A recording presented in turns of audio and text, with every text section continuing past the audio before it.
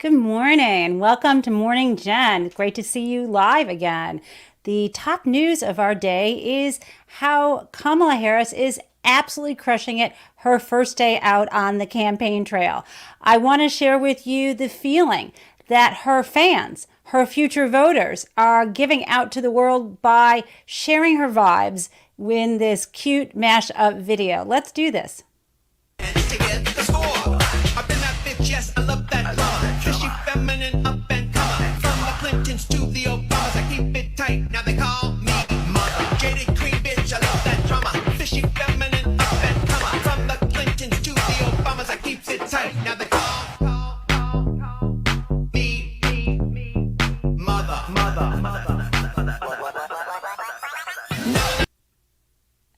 I could watch that on a loop. It is such a tribute to her energy and quite a contrast to someone else we will be talking about today. But first, let's dive right into how it's going on the campaign trail. As you know, we just recently found out that Kamala is the presumptive nominee. And what that means is that she is at this point, the only contender for the Democratic nomination for the presidency. And so far, she has locked up more than 1,976 delegates. And that means that she is going to be riding into the convention in Chicago, either the presumptive nominee or the actual nominee. Why is that? Well, it seems like before October 7th, there will be a virtual roll call of all the delegates. And at that point, they will vote on the full ticket. Now, we don't know yet who the VP is going to be, and there's tons of speculation. I think we'll know in a few days, I am hoping, and we'll certainly know before August 7th. That is the deadline that the Democrats have given. The DNC has given the party to vote, and the reason why they want to have this before the DNC convention begins on August 19th is that there is that weird law in Ohio that was amended, but it's not clear the status of it. And no one at all wants to invite litigation from the Republican Party to challenge our candidates. Okay, so what happened yesterday? Tuesday, Kamala absolutely crushed it at her first campaign rally. And we heard some of the same stump speech that we've heard before, but there were some new concepts, some new notes, and they just rang true for me. The main thing that I heard her say is that just like the fundraising has been very much grassroots, also the presidency will be people focused. And the language she uses is this. She calls it a people powered campaign and a people first presidency. I want to show you that because it sounds better when it comes from our presumptive nominee. Just look at how we are running our campaigns. So Donald Trump is relying on support from billionaires and big corporations. And he is trading access in exchange for campaign contributions.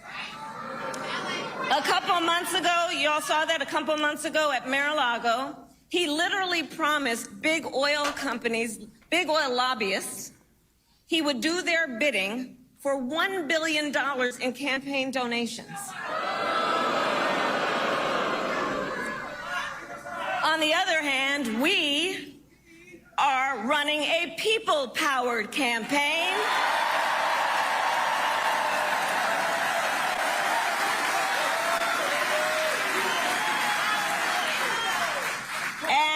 We just had some breaking news. We just had the best 24 hours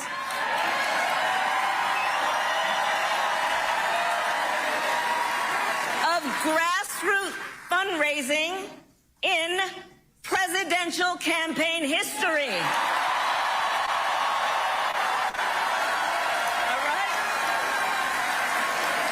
So amazing. There's a bit more. And because we are a people-powered campaign, that is how you know we will be a people-first presidency.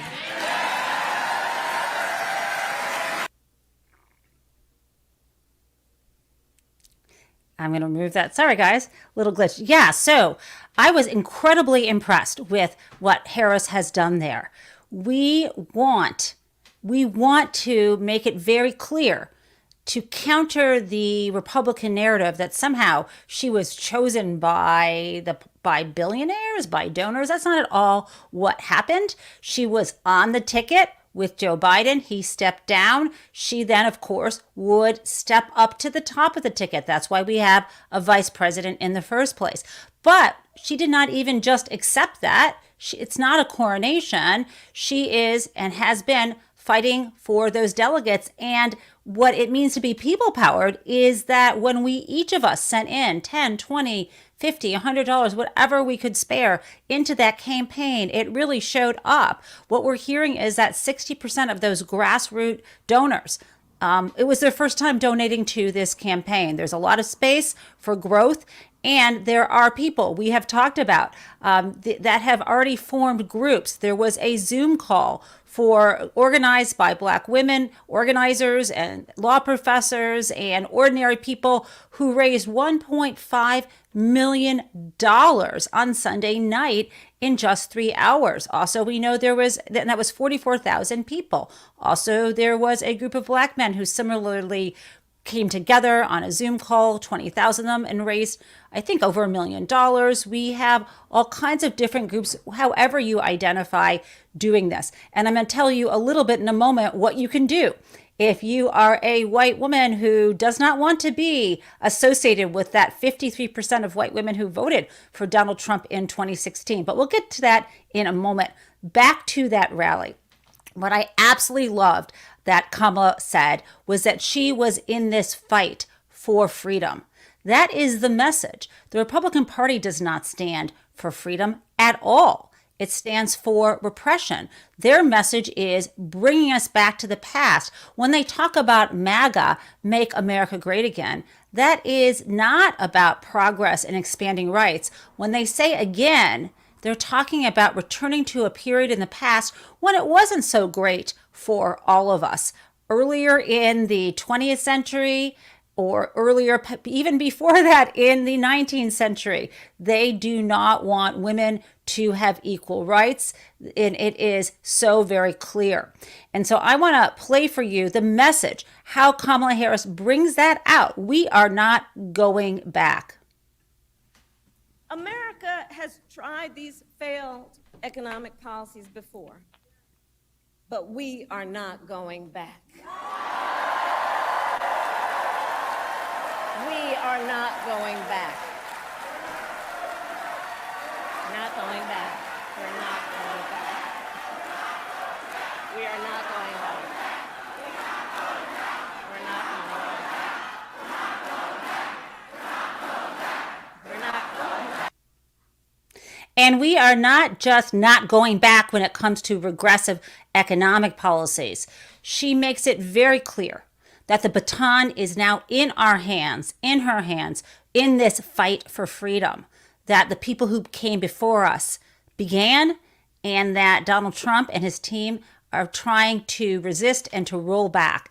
And she talked about having freedom to vote, having freedom from harm, safety from gun violence. She talked about reproductive freedom.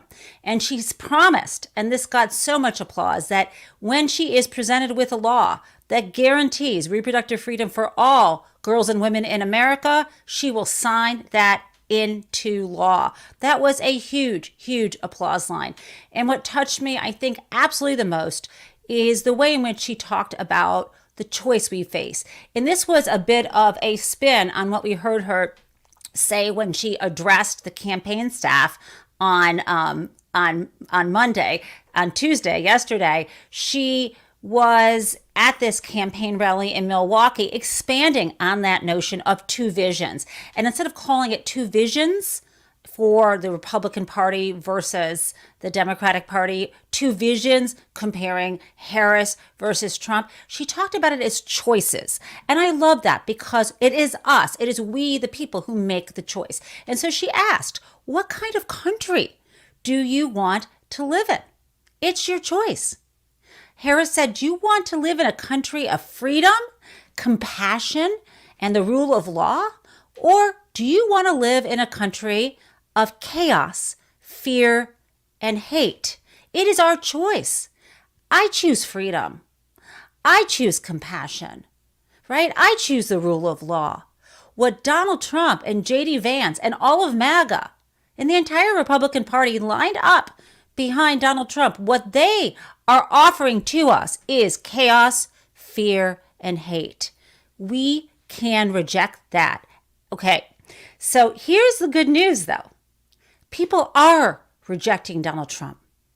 We are just a couple days into the campaign for Kamala Harris. And this is my second story, it is so sad for Donald Trump. Donald Trump got dumped by his sugar daddy, Elon Musk. Now, given the age difference, maybe I should call him his sugar grandson, because Elon, who less than 8 days before had essentially, what had he had promised, he'd announced that he was giving all this money. Was it $45 million to Donald?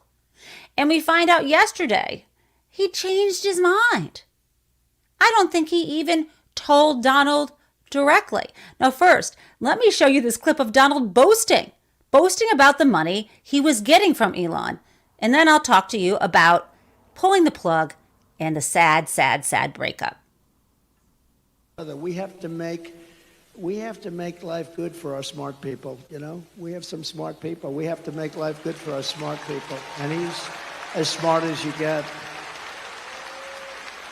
But Elon endorsed me the other day, and I didn't even know this. He didn't even tell me about it. But he gives me $45 million a month.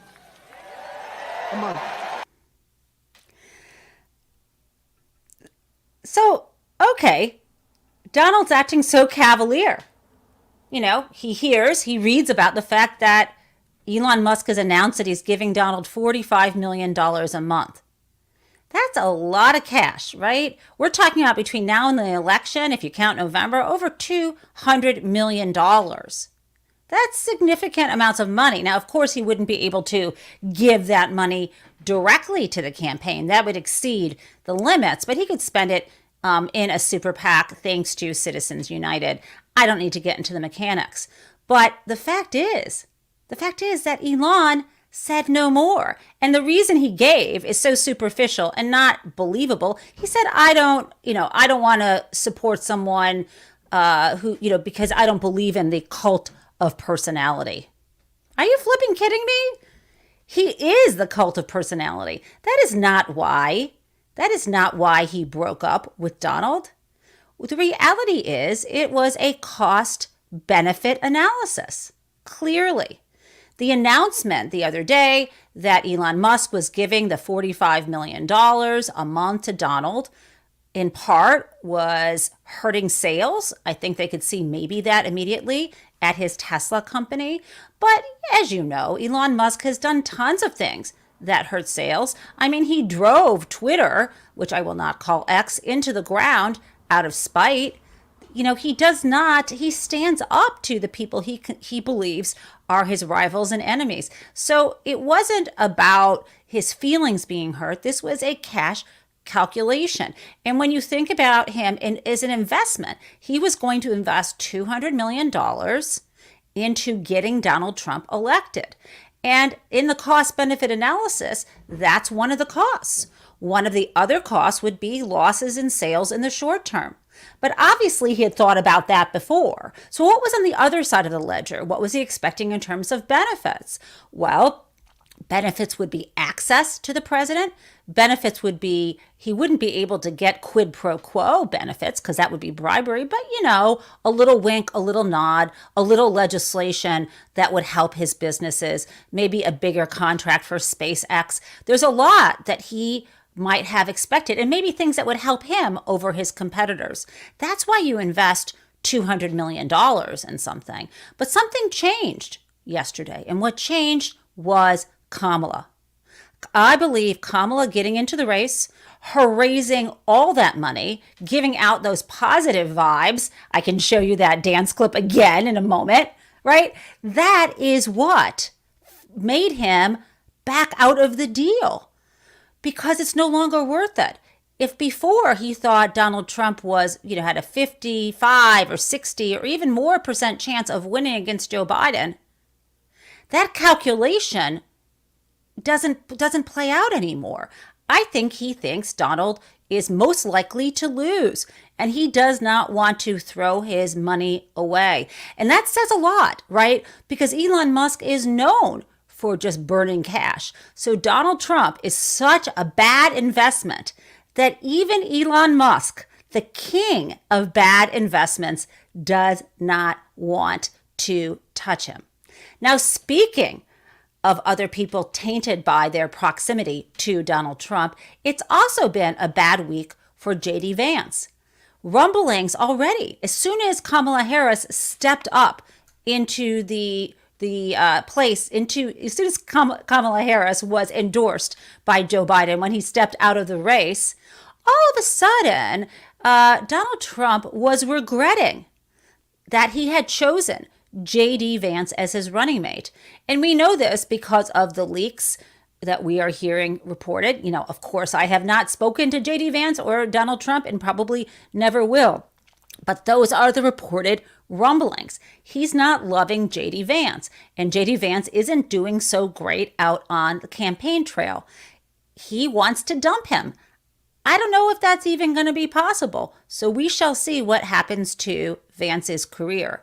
What we do know is that when Kamala Harris chooses her VP, whoever she chooses is going to cut JD Vance down to size. We've already seen Andy Beshear, who is the governor of Kentucky, call JD Vance out as not being from Kentucky, not really being one of us, as he likes to play up in hillbilly elegy. So if that is the matchup, it should be interesting. Also interesting would be matching up the astronaut with the supposed, well, I guess he was a war veteran, but there is no comparing John Kelly in terms of his stature and JD Vance. So that will be an interesting matchup. We shall see.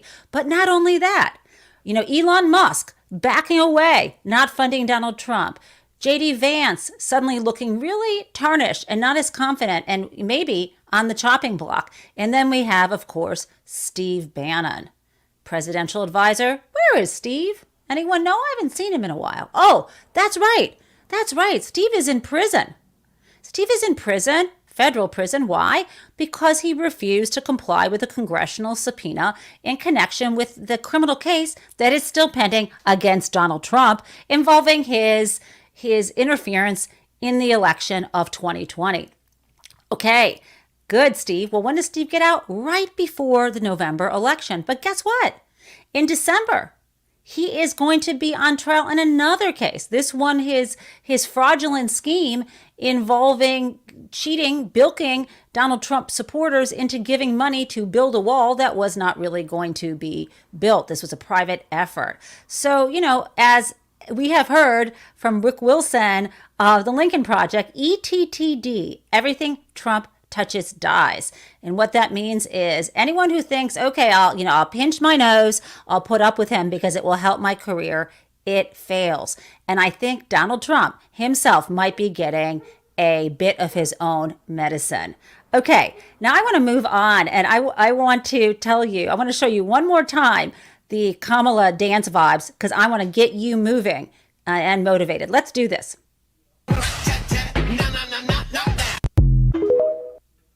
Okay, you got a little taste of it, right? So we need to get moving. It's the Nancy Pelosi formula. We are talking about mobilize, message, and money. And you may be thinking, what can I do? What difference will it make? Well, I want to put this in a way that you can really understand. Dana Hool put a tweet up that made me visualize what the change has been. Now, we've heard that, on the first day of Harris's campaign, more than 30 I think 35,000 new volunteers signed up. And for me, that doesn't, I can visualize, to me, 100,000 people is Michigan football stadium, right? Go blue, go Wolverines, yay. It's that place. I can see, if you've ever been in that stadium, you know what 100,000 is. But, 30,000, okay, a third of that. But what does that mean in terms of the campaign? Well, I will tell you. What Dana Houle said is she used Pennsylvania as a comparison. In Pennsylvania, 2,500 new volunteers signed up within the first 24 hours of Harris getting in the race. And the way she translated that, if 2,500 people signed up in Pennsylvania, what does that mean? It means that probably 80,000 to 100,000 more doors will be knocked on. And if you've ever done door knocking, that's where a few days before the election, you knock on a door, you have a list of people who are either Democratic voters or likely Democratic voters. You knock on the door, you say, hey, just want to know, do you know where your polling place is? You talk about the campaign, you encourage people to vote. That is huge. So if you're talking about maybe 100,000 with 2,500 volunteers, 1 million more doors can be knocked on now as a result of this. And I find that absolutely incredible that is happening. It's astonishing. And that was just in the first day. So how do you get involved? Okay. The first thing I want to tell you, because I referred to this earlier, if you happen to be a white woman, do not feel left out when you've seen all of these fabulous phone calls of Black women and Black men organizers and Asian Pacific Islander organizers. And of course, I don't want to pigeonhole you in terms of identity. I'm just referring to the way the demographics are sliced up, right? When they reported back on how people voted. As you know, in 2016, 53% of white women who voted for Donald Trump. We don't want to have that happen this time around. And so Shannon Watts, who you may know for Moms Demand, she is a very prolific, very well-known, very successful organizer against gun violence, has started to organize a call for white women who want to support the Harris campaign. And it will be an organizing call and obviously an effort to donate to the campaign. And she has organized that. There is not yet a phone number. I'm showing you what she put up on Twitter for this, and you can go to Shannon Watts' account. Here's what she's called it: White Women Answer the Call. Show up for Kamala Harris, Thursday, July 25th, and this will be a virtual meeting. She's trying to find, a platform where she can get as many people on there as possible, right? We're expecting at least, we've got to have, at least 44,000. I'm hoping 100 or several 100,000.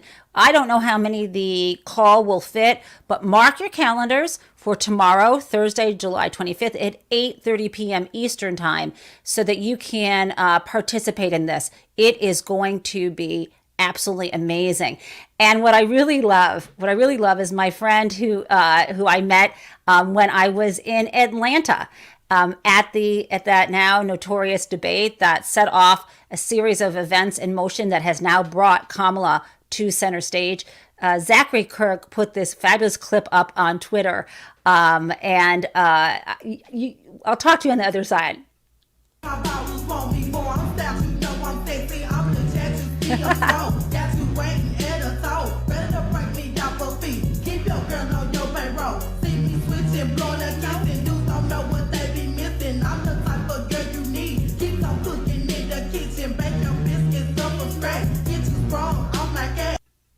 Okay, that's really funny because it was a group of dancers and he put the label white women organizing for Kamala Harris. Very funny. I think I dance better than that. Not all white women. Okay, whatever. But here, what's really important is after he put that up on Twitter, the actual dance group, because this is fabulous. The dance group is called the Pacemakers Dance Team. And they had to respond. They said the very groovy Pacemakers Senior Citizens Dance Team is completely nonpartisan, but we're glad you like our dance video. Follow us for more nonpartisan dance fun. I find that hysterical. It's just fabulous. It's the energy. We want to laugh, We want to make America laugh again. We want to be joyful about what we're about to do. We will not go backwards. We will go forwards. We will expand freedom for everyone. Okay, guys. Now this is, as you know, the part of the show that I absolutely cannot ever wait for. It is Crazy Town. And today Crazy Town is this place that a lot of us find ourselves in. And it can happen on a social media group or a neighborhood listserv, or maybe just someone waiting in line at the supermarket. You know what I'm talking about. It's usually a guy, and they post something on your, on a friend's Facebook page, or they're standing in line in the supermarket again, or then the listserv, and they say something semi or overtly sexist or racist or misrepresenting the strengths that Kamala Harris brings to this election, right? What are you supposed to say? And most people try to get into an argument or get upset or tell their friends and bring all this negative energy down on us. So here's what you can do. I love this response. I'm going to read this one to you. Okay, so Kendall Brown put this up on Twitter, and she said, some boomer shared a super sexist anti-Kamala meme in my town's local Facebook group, and his ex-wife just hopped into the comments with, "This is why I divorced you, Bob." Okay, I flippin' love that. This is why I divorced you, Bob. It just ends the conversation. So what did I just decide? I mean, I think this is the meme. What was that meme years ago? I was at your wedding. Do you remember the thing that that John McCain's daughter had said? It was something like, "I was at your wedding, Trisha," or something like that. So I think our new meme is, "This is why I divorced you, Bob." Whenever you see a guy or even a woman, anyone, I don't care what their gender expression is, whenever anyone is in a chat saying something denigrating or racist or sexist or anything negative about Kamala Harris, I think your response and my response is just going to be, "This is why I divorced you, Bob." I think it's flippin' hysterical. I want it to go viral. Maybe I'm nuts, but I'm going to try it. I am going to troll on Twitter and just get this meme going. I absolutely hope that you will too. Now, thank you so much. Thank you so much for joining me today.